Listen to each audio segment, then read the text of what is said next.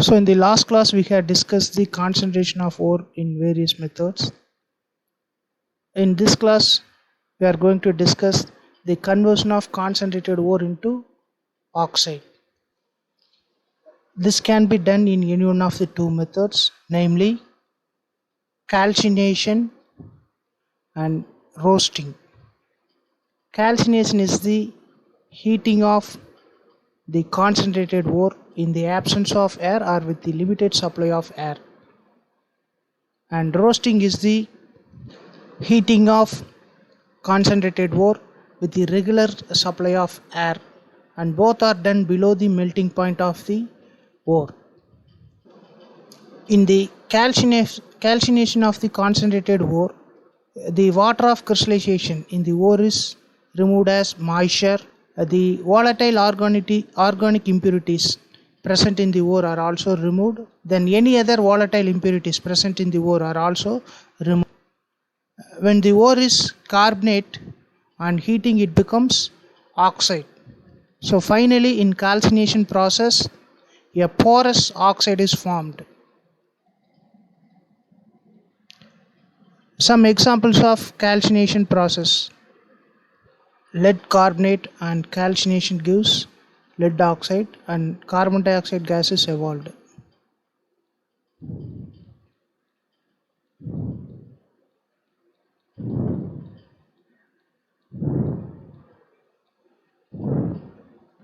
Similarly, calcium carbonate and heating or on calcination gives calcium oxide.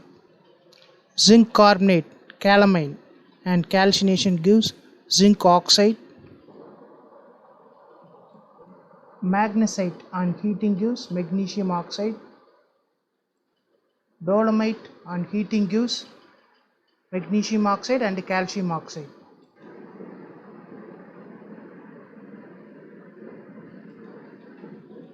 The hydrated ores lose the water of hydration and produce anhydrous oxides. Hematite and bauxite, namely the oxide ores of iron and aluminium, which are hydrated, lose the water of crystallization and become anhydrous oxide ores.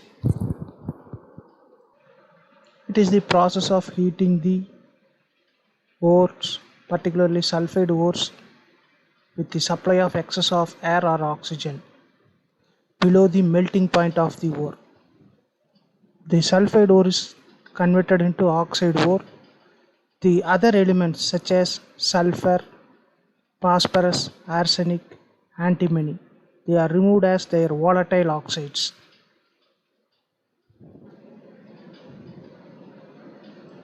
Examples: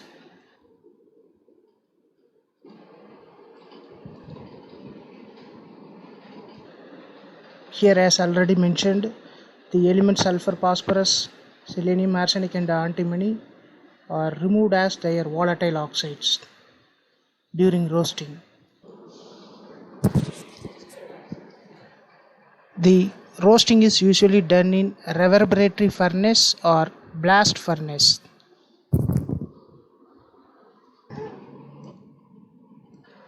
So the first one is the reverberatory furnace, where the charge, that is the ore, concentrated ore, is not in direct contact with the fuel. The products of combustion are in contact with the concentrated ore and they heat the ore. So this type of furnace is called reverberatory furnace.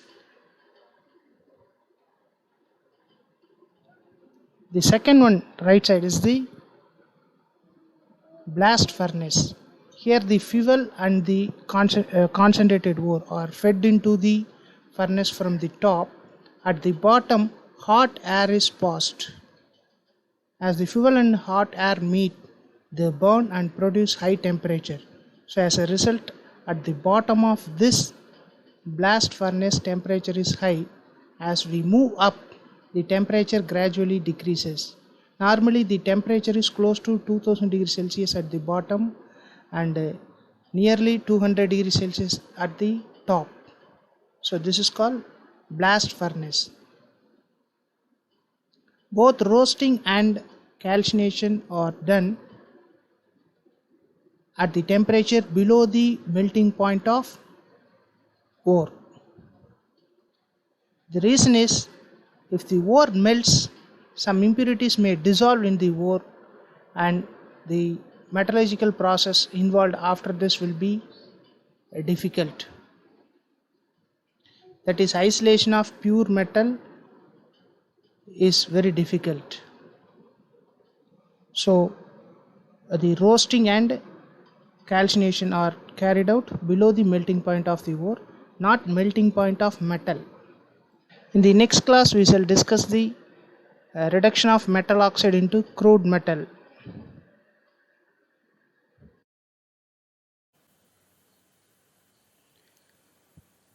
If you like this video, you can share with your friends. If you want to provide suggestions, you can reach us through the email IDs given or the WhatsApp number 94863 77825. If you want to watch further videos,